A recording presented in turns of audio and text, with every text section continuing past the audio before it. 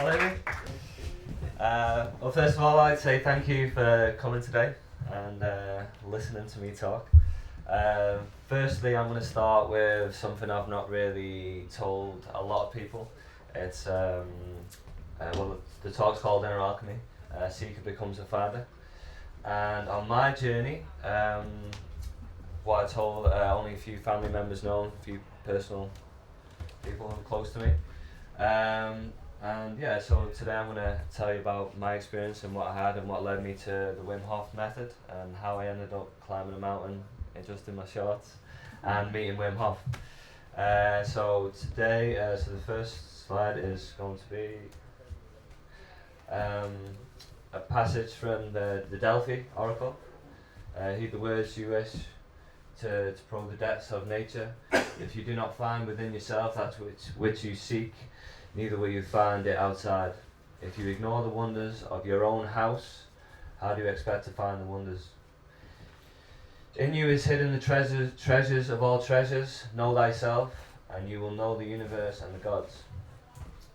So for me, this really resonates as a true, meaningful thing of knowing oneself internally, because the internal world will manifest into the external world. So for me, in 2014, I was going through a pretty low time. My fiance at the time left me. I had a mortgage to pay, so I had to buy her out. So financially, I was in the worst state I've ever been in. Also, at the same time, I was sick, so I was dealing with a bowel condition that I had that was really, really painful and very, what's the word? Just horrible to deal with. Yeah, it was just I couldn't go to certain places and things like that because I had to worry about where the toilet was and other things like that. So it was quite embarrassing as well. So I had that to deal with at the same time, being heartbroken, financially crippled, and it got to a point in my life where I literally did not want to be here anymore. So I literally, there was a day where I planned my own exit from this world, and I was going to go through with it. It wouldn't have taken me 2, 3, 4 attempts. I would have just gone and done it. But something happened in that moment, and a friend of mine actually rang me up 10 minutes before I was about to do it. As the universe would work and stop me from doing that day. So I'm very grateful to him and his girlfriend for putting me up for that weekend. But it was in that weekend when I decided I wasn't going to go down the medical route of trying to heal myself. So I decided I was going to start looking up more natural therapies and diet and nutrition and things like that. It was in this moment when I decided that I was going to go completely vegan. I was going to go plant-based. I was going to start healing my bowel through diet and nutrition. And then not long after that, I started messing around with my breathing for some reason. I don't know whether it was subconsciously in there from certain videos that I'd seen, because I'd known about Wim Hof since 2007. This is now 2014, 15. And yeah, so life has been a struggle, and then something through the breathing happened to me. And this picture kind of resonates with what kind of happened. One night, and I was very much skeptical. I was in my bedroom one night, and I just started messing around with my breathing after I started meditating as well, which I thought was hoodoo and voodoo, but I just had to silence my mind from all this crap that I had going on in it. So for me, one night I was laying there in bed and messing around with my breathing, and then all of a sudden I felt this energy built up at the bottom of my spine after about half an hour of manipulating my breathing pattern. And before I knew it, this energy built up, felt like the top of my head had just opened up, a bit like this, and then I was going down like a tunnel of light, what we've known as the tunnel of light. And it was a little bit like this, but it was more geometrical and it was a lot faster paced. So in that moment I come out of the tunnel of light, and the only way I can describe it is something like this, but looking down at the universe, looking down at the galaxy. And as I was looking down at the galaxy, I just felt this pure love. There was nothing there but just pure love, pure energy. And in this moment, I was like, wow, where am I, type of thing. So I went to look at my hands. I didn't have hands. It was just like energy, movements. So when I was looking at my hands, I had no hands. And for me, I was like, oh, wow. And I felt great. There's nothing but pure love, pure energy, pure connection. And in this moment then, a voice spoke to me. And some people might think this is crazy. I did for many years. But it's what put me on this path to learning and trying to find out what this experience was. And in this moment, this voice spoke to me, and it said, "What are you doing?" And this voice wasn't male, it wasn't female. I couldn't differentiate between the two. And then, as it asked me that question, I started to think, and I was like, "Oh, actually, have I died? Where am I in this place?" So then it asked me again. It said, "What are you doing?" So as soon as it did that, and as soon as I thought that, "Oh, have I died? Have I passed on? Is this what death is? This beauty, this wonder of looking down at the stars and feeling connected to everything?" And then in that moment, I was shot straight back down into my body. I was then sat up vertical in my bedroom. I remember it perfectly. The moonlight was shining in through the window because I'd sleep with the curtains open, so I could see the stars at night and the moon over the sea and stuff like that. So now I'm back in my bedroom. So for the first couple of days, I was just dismissing it, and it was as clear as day. It was like me talking to you guys in this room now. So I dismissed it. I just kept saying, no, it didn't happen. But I was different. The person that went and had this experience before I went out of body was different to the person that came back down. For me, it was like a rebirth type of thing. It's like a death and a rebirth. So that put me on a path, and I started to learn. I started to try and find out what this experience was, and at the time there wasn't much stuff out there, but I was looking up the ancient wisdom of the elders of the Native Americans, the Aborigines. I was looking up things to do with Kundalini and awakening and things like that. And in that process, I was just reading many books, and these are some of the books that helped me through this experience. The Power of the Subconscious Mind by Dr. Joseph Murphy was one of the first books that I read, and that showed me the power of the belief and the mindset, and I started looking into how the mind works. The Biology of Belief by Dr. Bruce Lipton, who's a fantastic biologist, who goes into a lot of good stuff about our environment. Not only that, how our cells react to our environment and things like that, and also the mindset. When the Impossible Happens, Stanislav Grof was a psychologist who studied LSD and plant medicines and things like that on mental patients, and also he came up with a breathing technique that can actually release the same psychedelic effect, which can have a real massive healing effect on the body and the mind connection.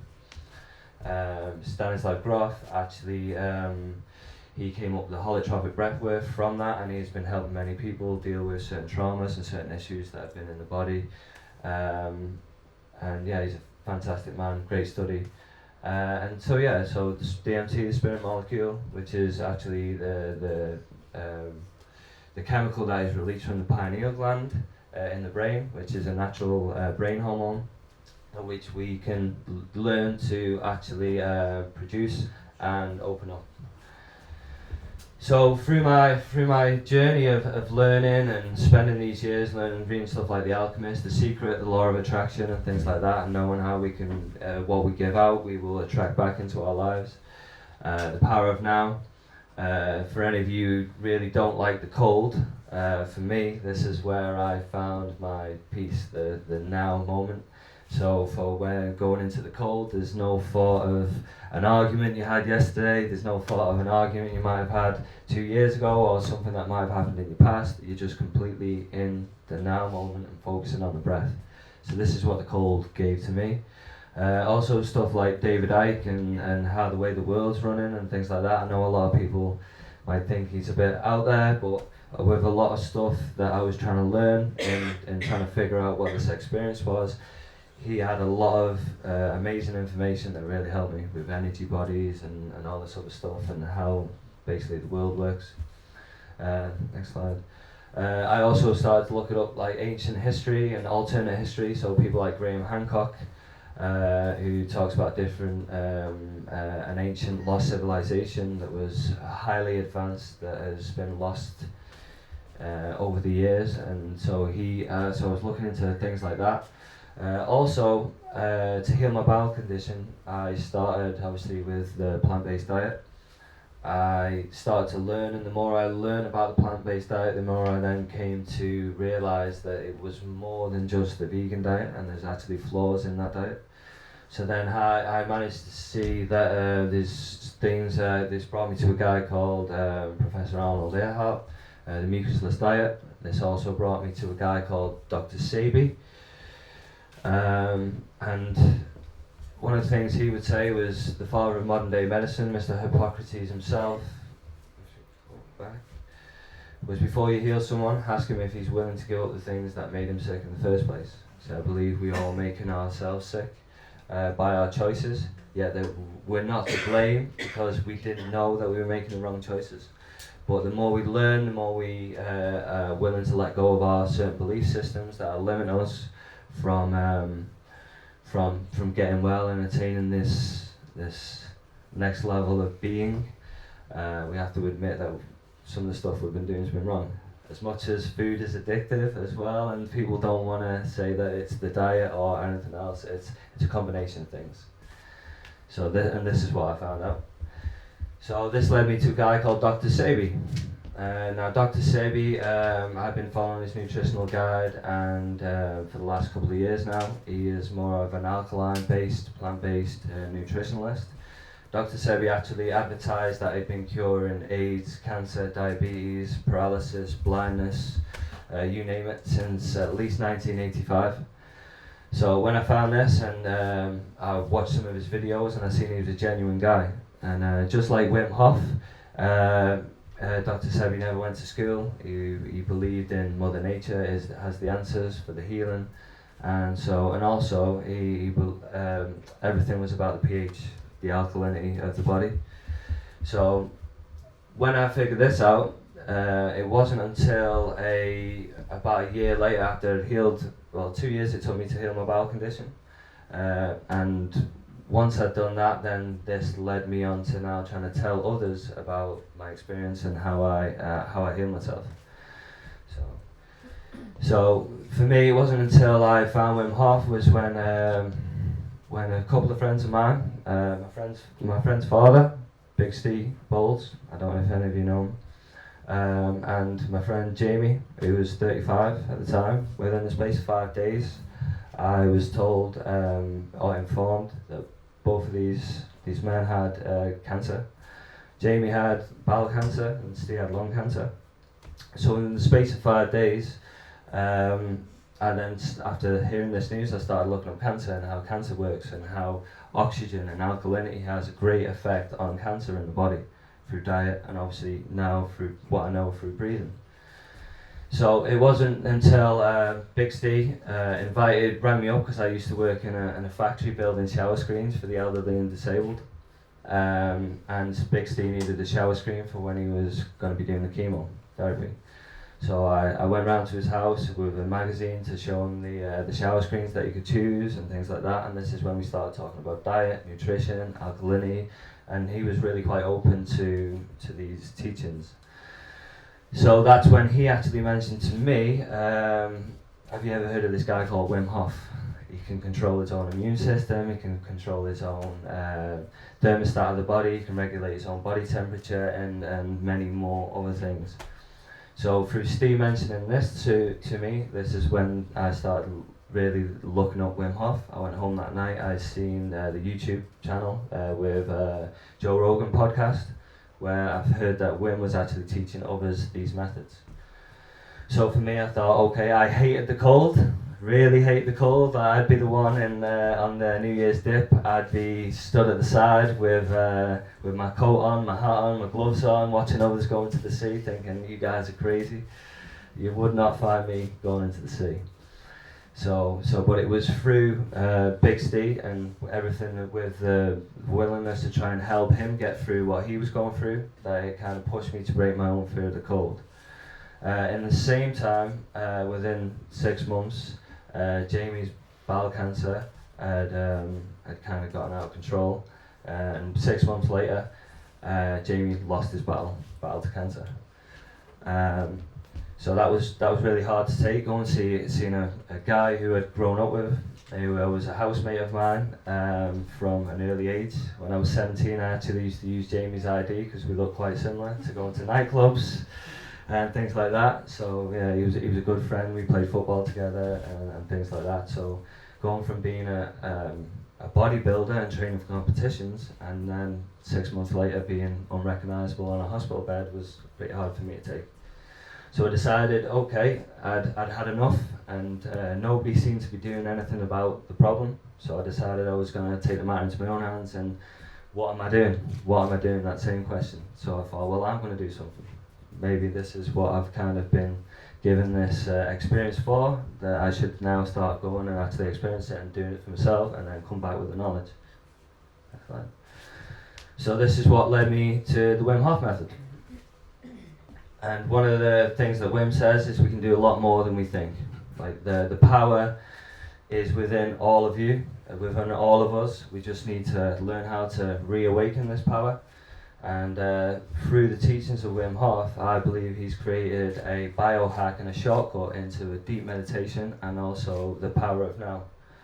So being in the present moment, and not only that, you get the benefits of the cold and the benefits that has on the respiratory system.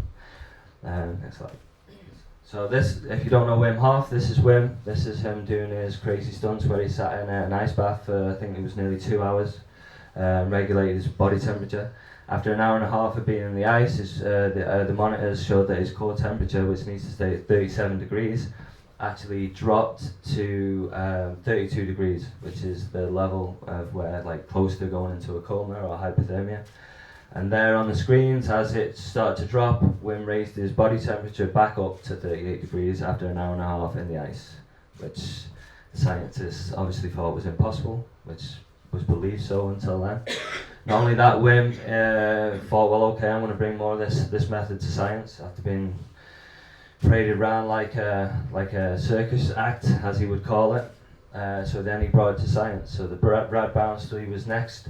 They actually injected Wim with an endotoxin, which should have had him violently sick for 4 to 5 hours with vomit and diarrhea.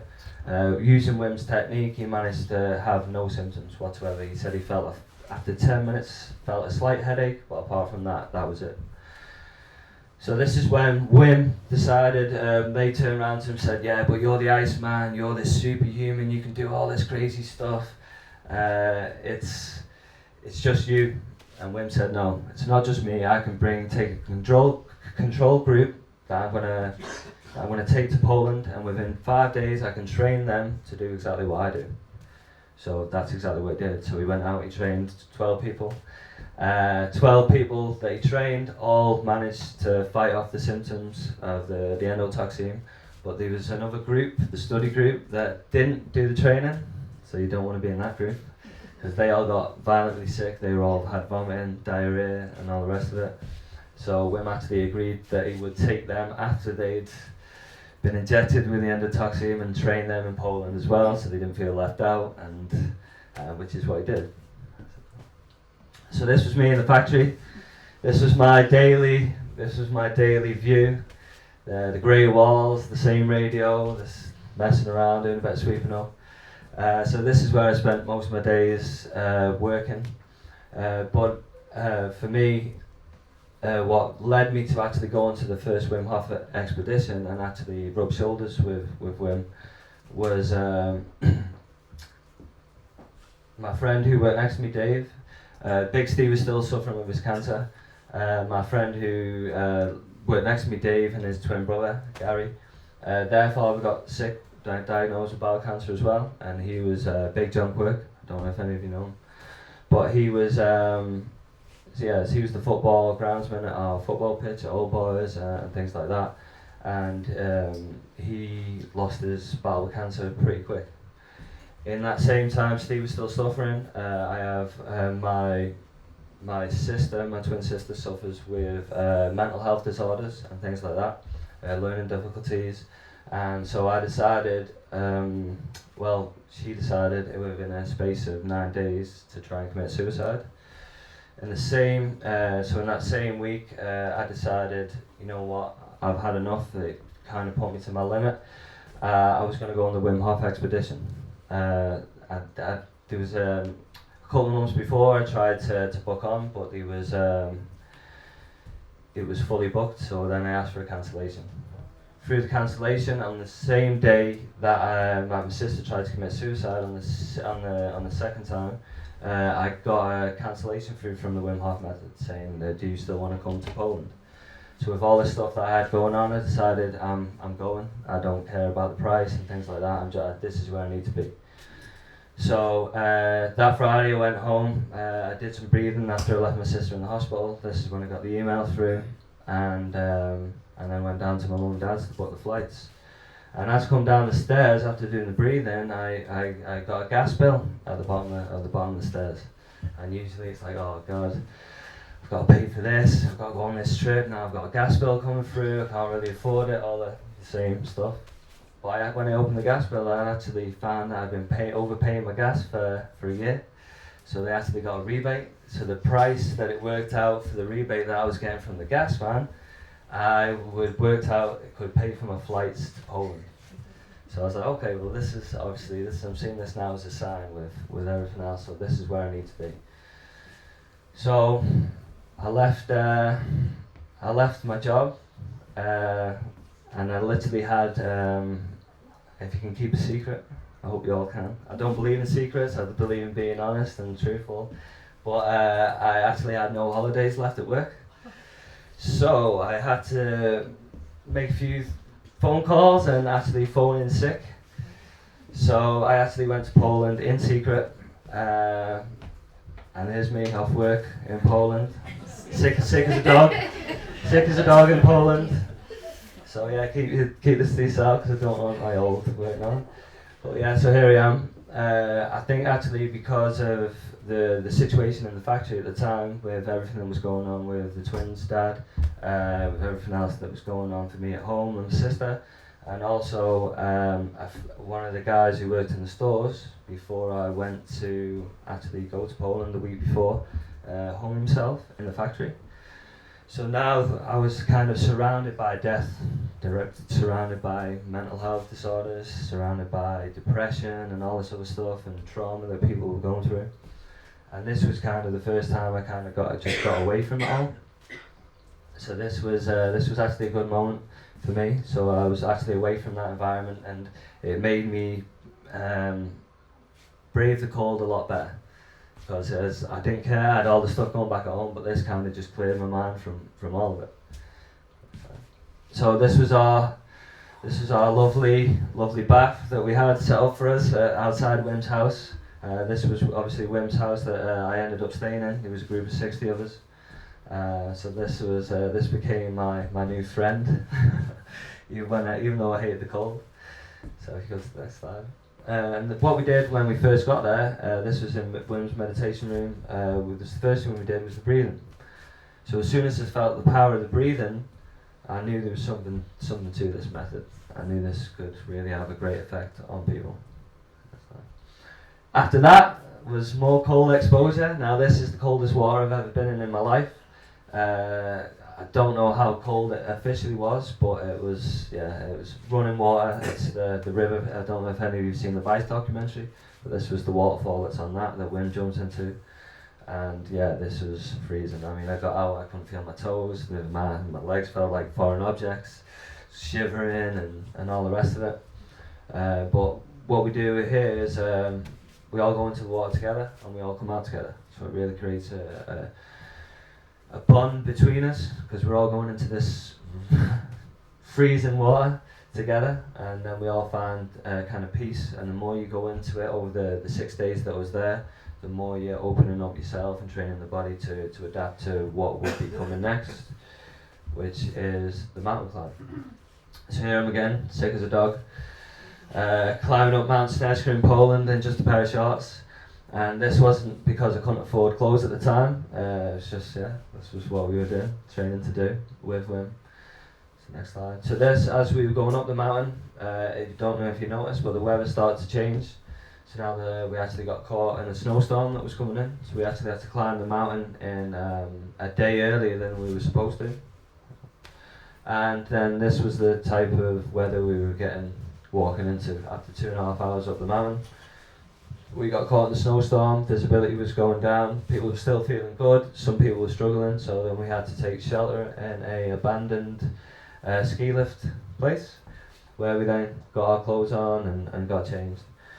After that point on the mountain was really where I found true peace, a true peace of mind, and really connected and just forgot about everything. It was an amazing experience just to be there. Each step, focus on your breathing and you're just completely in the present moment. There's no fear of anything else, no panic, everything's calm, relaxed. And then it wasn't until after that night, after we climbed the mountain, which we didn't manage to get to the summit because we had to turn around. But I think I got a lot more out of the experience of being caught in a snowstorm and having to turn around than just walking straight up the mountain on a clear day. So this is the first time I met Wim. I sat down with him, played the guitar while he was on his own. Everyone else was kind of having the meal, and for some reason Wim took a bit of a shine to me. Next slide. So by the end of the night, it wasn't just me and him sat there at the start. There was a group of people around. We were having a good jam, and Wim was just one of the best guys I've ever met in my life. He's so down to earth. He's just he's so charismatic. He's funny, and he just has more energy than anyone I've ever seen in my life. And he's 60 years old. So after that, the next day was the waterfall. And even though this might look quite safe, there is a point where you're meant to hit. So we stood at the top of the waterfall. We were advised that it's optional. No, everyone didn't have to do this. But I thought, well, I've come all this way to Poland now. I've climbed a mountain in my shorts. I've done all this other stuff. There's no way I'm not doing that. So there I am. So I had to take a leap of faith and jumped into the coldest water I've ever been in my life with a little, where Wim's going, land there, so you'll be safe. So it's like, okay, I put my faith in Wim. So I ended up jumping in the waterfall, and that was amazing as well. That was a good end to the trip. After that, it was back home to the factory. Oh no, sorry. After we'd done the waterfall, Wim actually pointed me out at the waterfall and it's like, Ian, had a great night with you last night, man. I'm going to take your email address, your phone number. I want to be in contact with you. And I just thought he was saying that just because he's Wim and he might say that to everyone. But actually, when I sat down with him that night, he took my email address, my phone number. He's the one who actually instructed me, advised me to become an instructor to teach others, which wasn't my plan. My plan was to go to Honduras to learn about herbal medicine, to go to Dr. Sebi's village that he's got there, where he's been healing people, and experience that. This is what I wanted to save my money for. But then with Wim advising me and all the synchronicities that happened to get me there, I decided, okay, well, this is what I've got to do. So I brought a book with me. Obviously, I couldn't tell anyone back home I was here, so I took a book with me to get signed for Big Steve, who put me on this path in the first place. And so that's what I did. When I asked Wim, I didn't really want to bother him because I was still quite shy and didn't want to admire him. But when I asked him, he said he would have been disappointed and annoyed if I didn't ask him to sign the book. And this is the type of guy he is. So next slide. So after that, I went back home. I had 3 more months back at work in the factory before I decided, okay, I'm quitting my job. I'm going to go traveling, and I'm going to experience and learn the Wim Hoff Method so I can teach others. And also, I wanted to go to Honduras and learn about the herbal medicines and experience Dr. Sebi's village. So that was me in Malaga, to making the start of my trip. This is the Wim Hof Academy in Stroe in the Netherlands, where actually, because I quit my job and I was travelling, I didn't have anywhere to stay, so I emailed Wim, asked him if there was anywhere close to the centre where I could stay and bring a tent. Wim was just like, yeah, it's no problem, just stay here, stay in the TP or stay in the meditation room. So it's like, okay. So instead of staying there for 2 days and doing my training, actually Wim let me stay there for a week. I was getting all the centre ready for all the other instructors to be that were coming to come to the centre. So I really got to spend some good quality time with Wim and get to know him properly.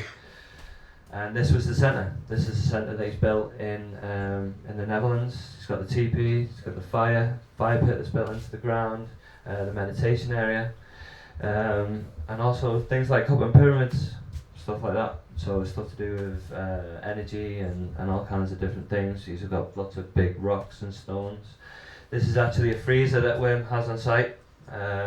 That's actually minus 30 degrees, and that's pretty cold. It's very cold in there. He also has a hot tub for afterwards to chill in. And this is where we learnt the science and really got to know some of the other instructors, Wim's daughter, Wim's son, and got to spend some quality time with them. And this is where we started learning about science. So the first thing, obviously, is the breathing technique. The breathing technique is 30 to 40 breaths, big inhales, exhales, but not all the way out. After we've built up the breaths, 30 to 40 breaths, we exhale all the way out and we hold, no force when we're breathing in. And then after that, once we've exhaled all the way out and hold, then when we feel the urge to breathe, we breathe back in and we hold for 10 to 15 seconds. Now this is the Wim Hoff Method breathing. This is what Wim used in the endotoxin experiment and also in the latest science, which I'll show you later on. Okay.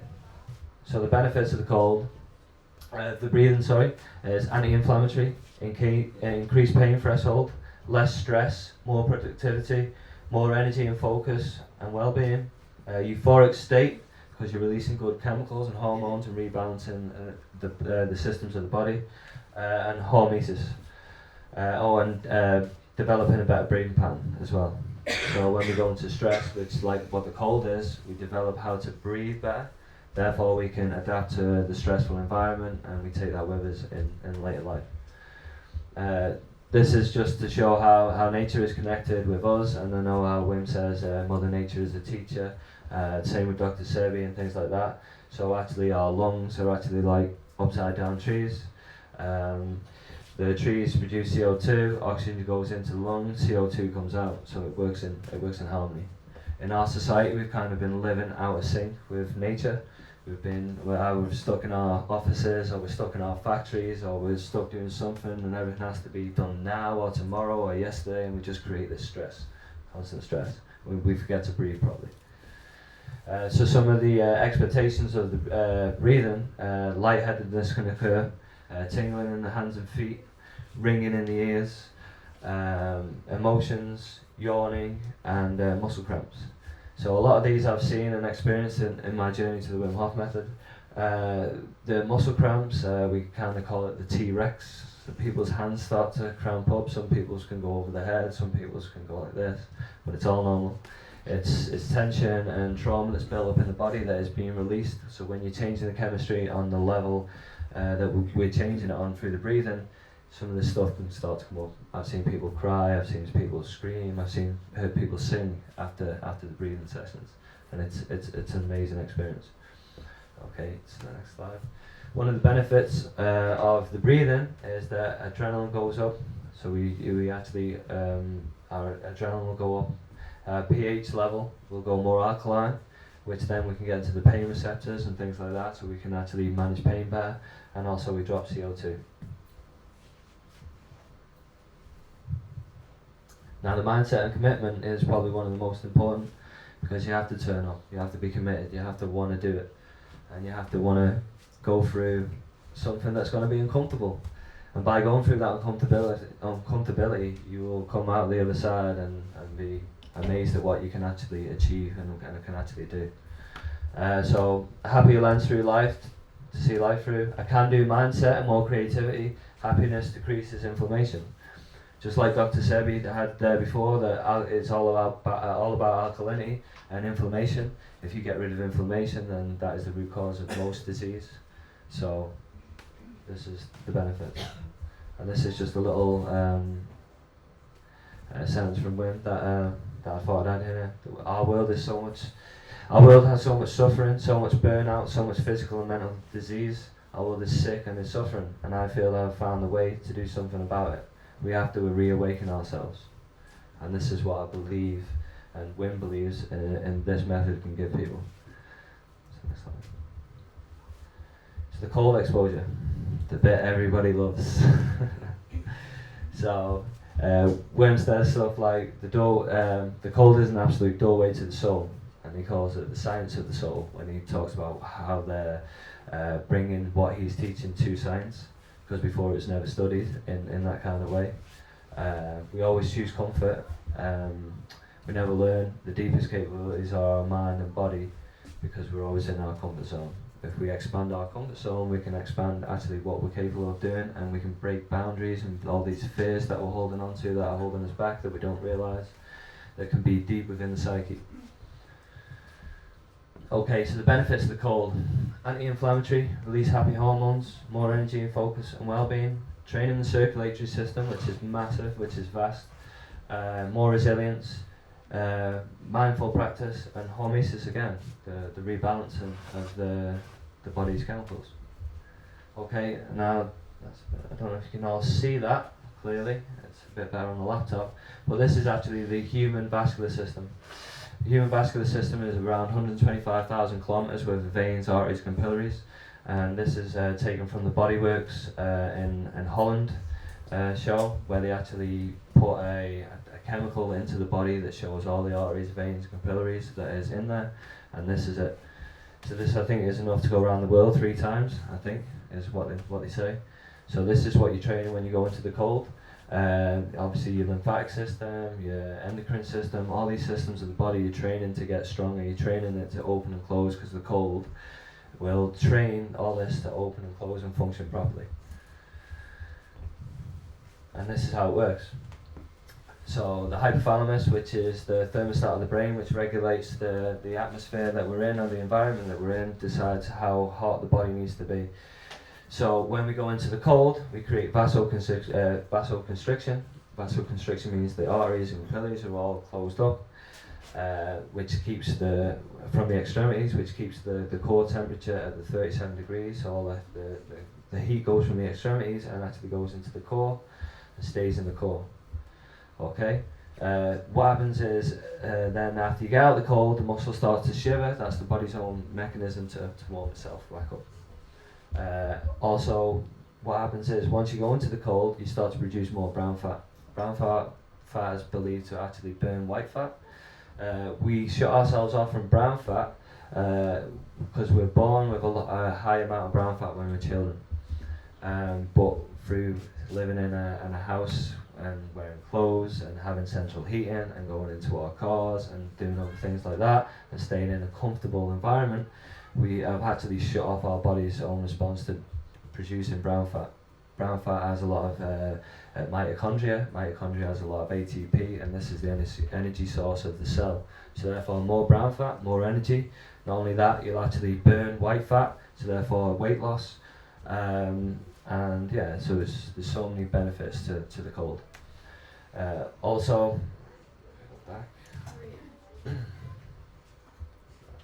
the same happens with the heat as well. So when you get warm, vasodilation happens, the veins open back up, the blood flows from the extremities, and actually then that's when we start to sweat, because then the body's now working in the opposite way to cool ourselves down. So the body's temperature drops after the sweat, and then the hormesis of the balance comes back in again. That's how the body works.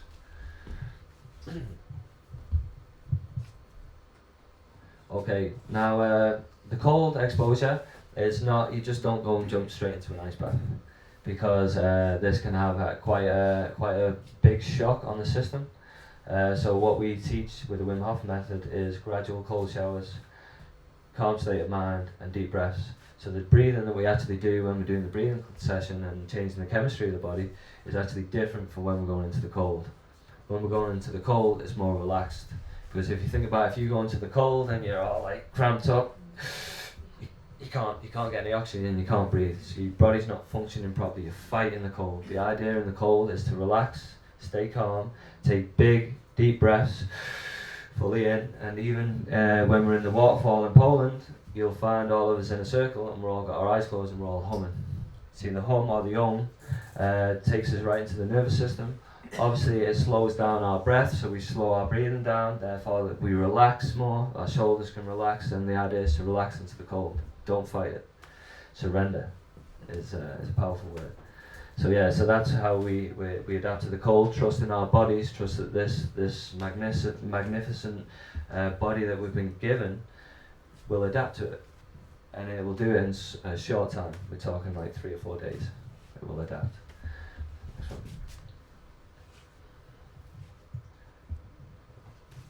So life begins at the end of your comfort zone.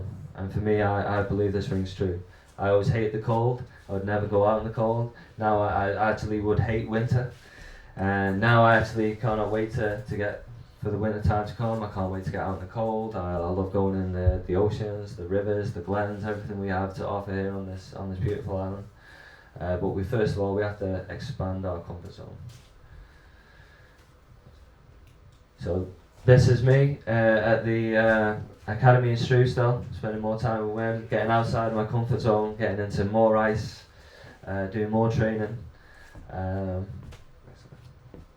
This is the ice bath in the Netherlands. This is actually the hot tub. So we're just in the hot tub here. Wim is giving us doing his inspirational speeches and things like that, which he does. And then after that, I headed to Spain for the summer expedition. The summer expedition is a bit more of a fun time than Poland. It's not as harsh. It's we've got the sun when we get out the ice baths and things like that. Here, this was the view for where we're doing the breathing, right in the Pyrenees Mountains, right over the quarry or man-made lake. It was beautiful. This was the breathing, trying to do more breathing, more music afterwards, things like that. We also did some canyoning. This is the ice for the ice bath, which we all had to open up and add into the ice baths ourselves. Wim was actually calling us the guinea pigs of the summer expedition, because it's the first time we'd actually had participants in the ice for over more than 2 minutes, 2 or 3 minutes. We actually did, the first day we did 10 minutes, second day we did 12, and then the third day we did 15 minutes in the ice bath, which was, for some people who are doing it for the first time, is a long time. It's a very long time. We only teach that we need to do 2 to 3 minutes, and that's where the vascular system gets all its benefits. So this was kind of pushing us to our limits. Not only that, Wim had us put our hands in the ice for an hour, one hand and then the other hand. Also then the next day we stood in the ice for an hour. So we all stood in the ice bath, we were just our feet for an hour, which was pretty challenging, to say the least. Next slide. And then after that we climbed mountain. And in Spain I actually seen so many more transformational experiences that people were having.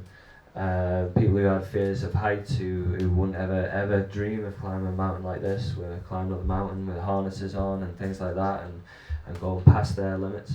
I met a musician there who'd actually given up his love of music. He'd had enough of travelling and touring and everything like that, and within 2 days of doing the Wim Hoff Method was back telling me about songs, listen to this song, listen to that song. He was the one who had the fear of heights. He actually climbed the mountain, and yeah, it was unbelievable to see the difference in him from day 1 to day 3. It was out of this world.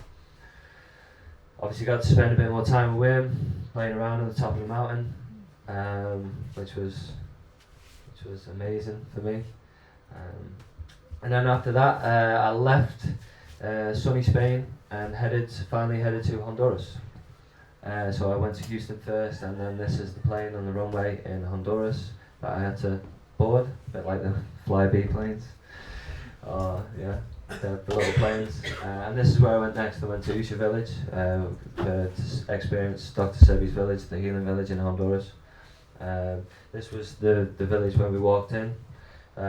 It's the jungle of on the border of Honduras and Guatemala, which is at the back. It's all got volcanic activity. So he has actually thermal waters and thermal pools that you can go in and sit in, which are highly alkaline. It's thinking like 9.8. It also has a natural spring and sauna that you can come in and you sit on, and you take these herbal compounds and teas and see. And even Dr. Sebi himself would say, "I am not the healer. The healer is the woman." Yeah. So this is like referring to Mother Nature, and within ourselves, we can heal ourselves. And this is his mom. So unfortunately, obviously, Dr. Sebi is not with us anymore. He died in police custody about 3 or 4 years ago now. So this is a little shrine that they had at the village for him. And these are the huts that people stay in when they come. They have their own little bungalow, and they come, stay. Some people are there for months, 6 months, 3 months. This is the thermal waters. This is the thermal pool that he has that's running straight up from the volcano. That's actually red hot. They have to leave it for a day before you can sit in it. Very cleansing. This is what he was using to heal people from the skin condition, from AIDS and things like that.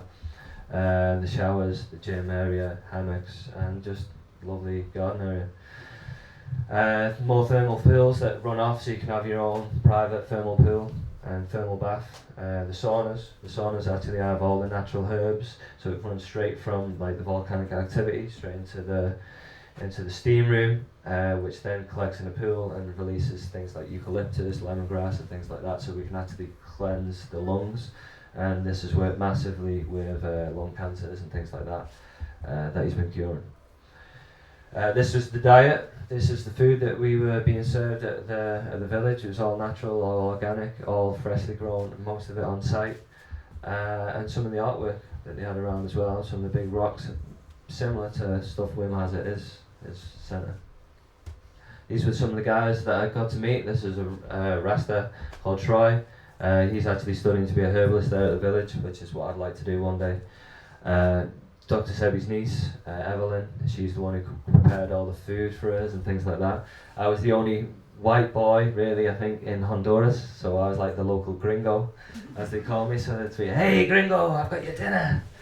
So yeah, but it was quite intimidating at first, with being the murder capital of the world. A lot of people advised me not to go to Honduras, but I just knew, I just had in my heart and my mind that I'd be safe, I'd be okay. And I wasn't going to let anything kind of stop me from going there. If I ended up dying there, then I died there. It's fine with me. One thing I've learned from the mountains and things like that is that I don't fear death anymore. It's just what's going to happen. It's inevitable.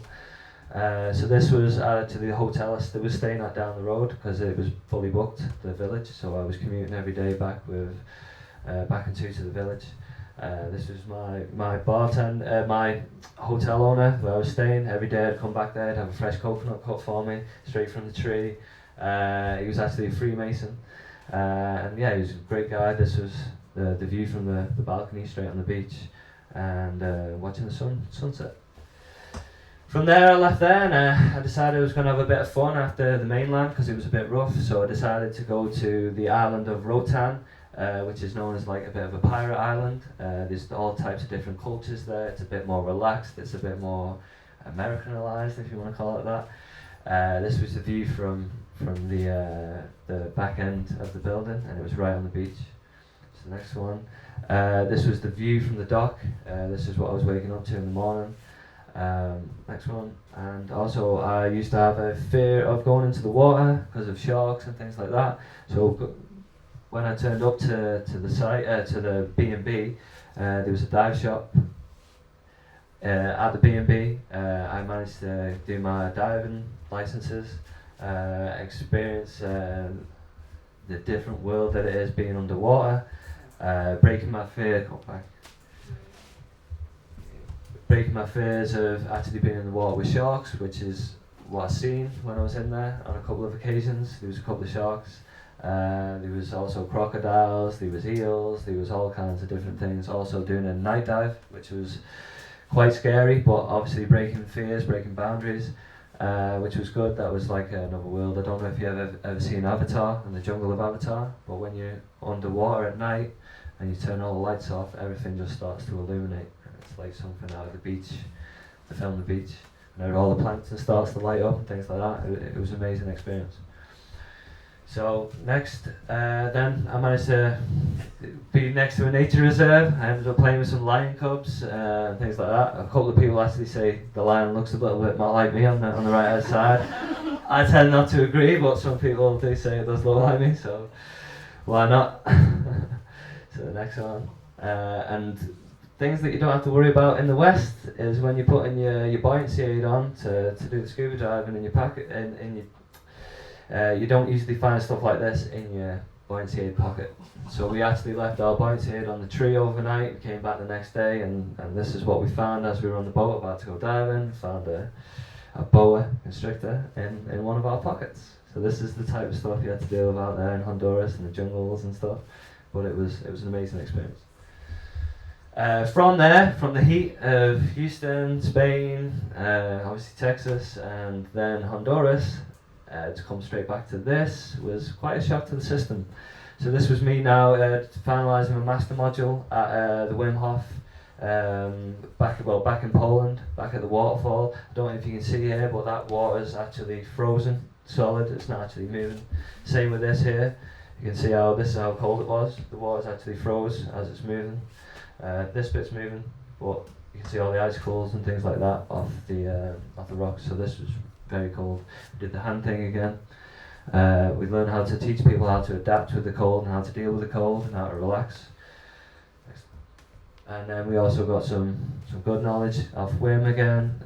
We went into the water with Wim, took some videos, took some pictures with some ice and stuff.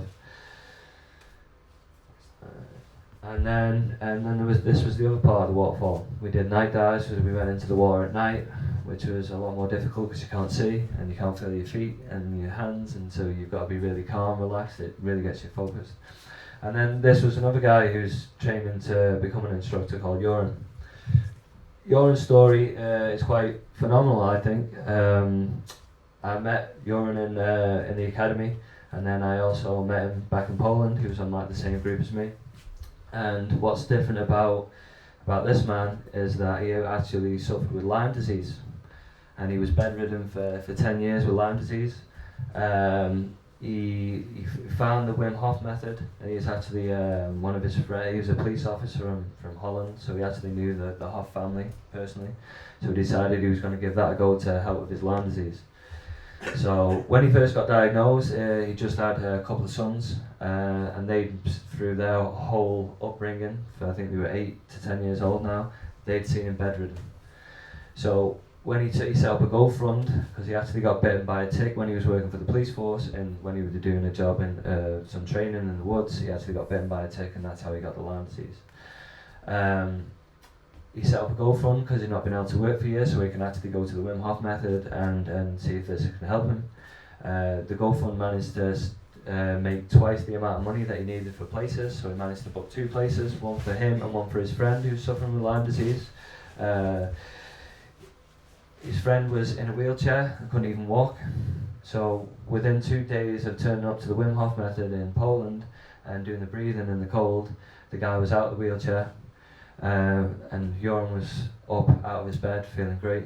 Within 4 days, the pair of them were both on top of the mountain, in Mount Snežka in Poland, just in shorts at minus 15, 16 degrees, whatever it was, just in shorts, both on the top of the mountain.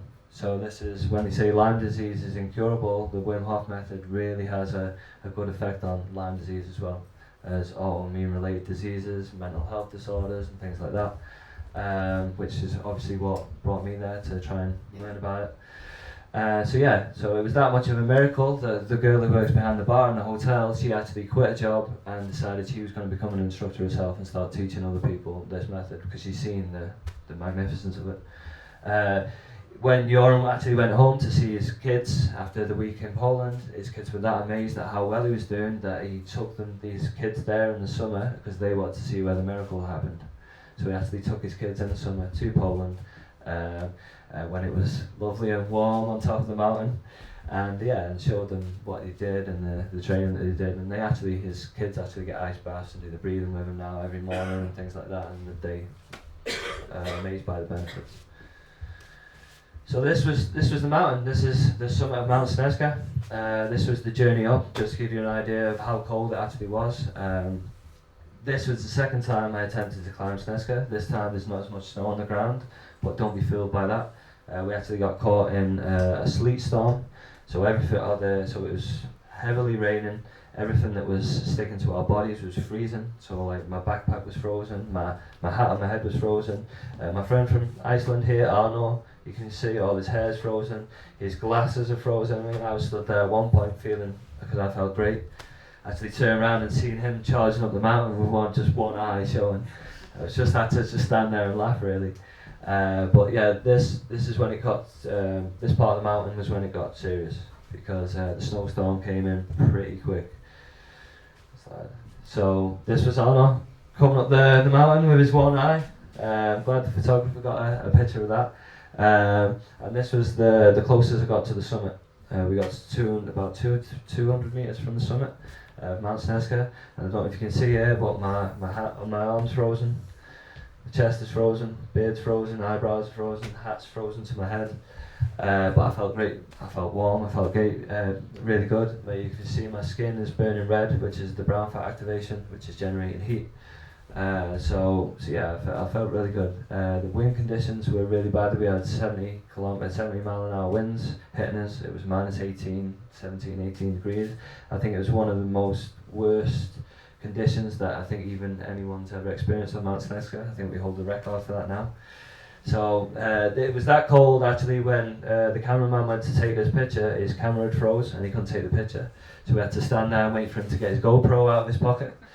So we stood there on the mountain posing for this picture in the freezing cold, waiting for him to take this picture.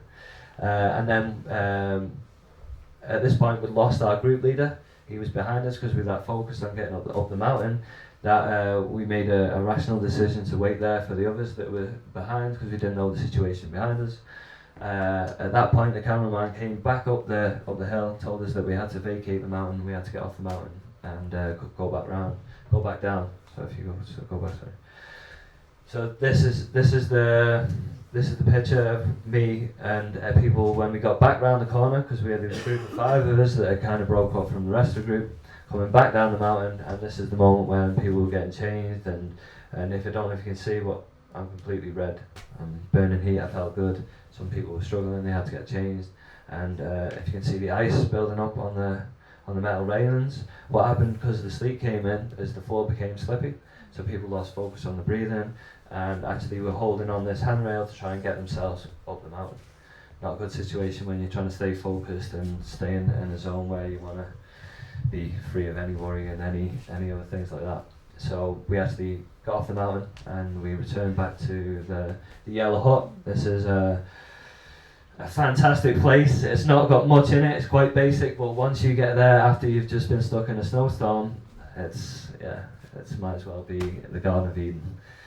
So yeah, we managed to get back to the Yellow Hut. We managed to get safe. Obviously a bit of time to process. I have got a video here just to show you what the conditions on the mountain are actually like. If you can get that one up, that's the one. So this was actually the conditions. This is this is a guy from Singapore who's with us. He actually had a 360-degree camera that he had on a selfie stick.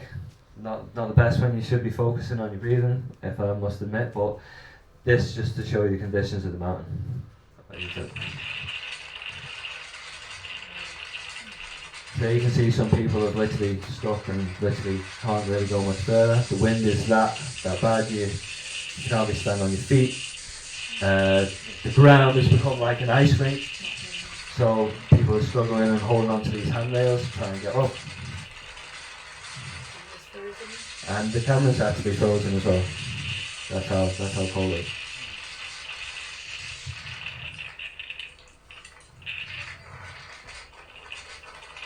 Yeah, obviously the visibility is terrible as well. So yeah, so that was not long before we had to get off the mountain.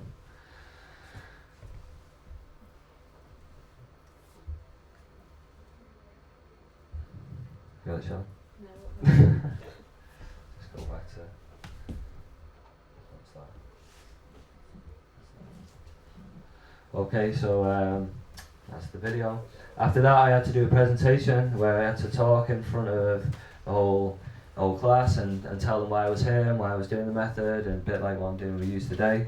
In that moment, I talked about how Wim suggested that I become an instructor, and this was his fault really why I'm here. Not fault, but yeah, he's the reason why I'm here. And in that moment, I talked about how I met Wim and how the first time when I played the guitar, when I was sat with Wim, I had no confidence. I was really in my shell. I really didn't want to open up about anything. But that night when I was sat with Wim and the guitar, Wim was playing his Crazy Monkey song. I don't know if you've heard of it. He has this Crazy Monkey song. And I asked him, I just said, can I hear what you're saying in your song? I want to hear your lyrics. So we sat down and listened to his lyrics, and Wim's like, music's like meditation, man. It connects with the soul. I was like, oh, that's why I like to play in my darkest times. When I'd say like my guitar was like my psychologist. I'd play my guitar and just say however I was feeling. And Wim looked at me and he was like, you play? I was like, no, I can't play anything. And he's like, hey man, fucking play. Gives me this guitar, and I'm like, right, okay. So I'm sat there and no confidence still. So just the only song that I could think of playing was one that I wrote in the time when I was feeling pretty bad, and how I wanted to change things. And Wim loved the song, and when I started talking about it at my speech, Wim decided that it was another time for me to play the song. It's a great song, you should play it again in front of everyone. I was like welling up with a lump in my mouth, I could hardly sing. But yeah, Wim made me play the guitar again in front of everyone, and this time he actually filmed me for his phone. So that was me breaking more fears, more boundaries and things like that, and this all comes from the breathing and the cold. It's transformational. Next slide. After that, I finally got my t-shirt that I'm wearing today to say that I've officially qualified as a Wim Hoff Method instructor. And the certificate came a few days later. And yeah, so now I can actually teach this method to others, and I'm very proud to be able to have gone through all this experience to now help you guys and anybody else who wants to listen, who's suffering with any kind of autoimmune diseases, any kind of mental health disorders, or even if they just want to elevate their physical fitness. This method is kind of for everyone. So this is what it's about. Next slide. The latest studies at the Wayne State University, where they actually put Wim into a certain suit to put cold water into it, they put him under the brain scanner and wanted to see how his brain was actually working using his methods under the latest brain scanners. If you press the next slide. So here's going to be a little clip and a little video. It's going to be a short 7-minute video of basically that study and how it works. If we have the volume as well. We now have volume. The human body naturally reacts to the cold. It reacts to the cold unconsciously to preserve heat. The body feels the cold and works to constrict blood flow towards vital areas that need to become stable. It also You all hear that? hormones like cortisol and norepinephrine. It No. induces involuntary muscular shivering. Right, well anyway, this is video to basically show that latest study. If you just pause it, Sharon, I'll just talk through it. What they noticed in the study was that basically when they put Wim under the brain scanner and he was not doing anything, his body was reacting exactly how anybody else's body would react. As soon as he started doing his method under the brain scanner, they basically seen that he was getting into the deepest part of the brainstem, called the periaqueductal grey hemisphere, and in that hemisphere is where fight or flight is, and also things like the endocannabinoid system, which is obviously now with the whole marijuana thing and the CBD that is now being proven to help with things like seizures and stuff like that. Wim was actually getting access to these parts of the brainstem. He was releasing the natural opioids and cannabinoids into that system from the brainstem. So yeah, this was the study that he did. So Wim now has a t-shirt that he's very proud of that says "Get high off your own supply," which is just a picture of him and the lungs. And this is basically what we can do. We can release the good hormones and chemicals into the body. We can reboot the immune system. So anything autoimmune related, it's fantastic, because what happens is through our stressful life, We're usually too much in the sympathetic part of the nervous system, which is like the accelerator. Like I said before, we're always, you have to be here yesterday and this has to be done then and now and deadlines and all this other stuff that keeps us in this accelerator part of the nervous system and immune system. So once we then start to get into the rest part, which is the parasympathetic part of the nervous system, which is what this breathing teaches, then we can truly get true rest, true peace of mind, and truly reboot the immune system and stop it being overactive and breaking down the body. So this is why it has massive effects. Also the cold, with going into the cold and breaking your fears of the cold also starts to release good chemicals into the body, like your opioids and your cannabinoids. So the big opium epidemic that is going on at the minute, with all the pharmaceuticals that they're pumping out, we don't need it. This human body is a human chemical factory we are all in control of. So you're the director of your own chemical factory, and the way of getting into that factory is by the breath. Because even though they say the nervous system is autonomic and it works automatically on its own, it's not, because the breath is connected to that system. So if we can use our breath to get deeper and deeper into that system, therefore we can change our own chemistry, feel good for the day. And then when we add the ice in, which changes the circulatory system and the respiratory system, you're just elevating it on another level, which is what Wim has come up with, and which is the shortcut really to it all, I believe. So, if you wanna, this was actually Wim's brain on the brain scanner. What they found was that, or what Wim says is that not only was he using the 10% of the human brain that we're led to believe we use, he was actually accessing 100% of the brain. So, and the scientists actually said it's like a German discotheque. It is illuminated, it was fully lit up. So now he's getting access to 100% of the brain activity from his methods of teaching.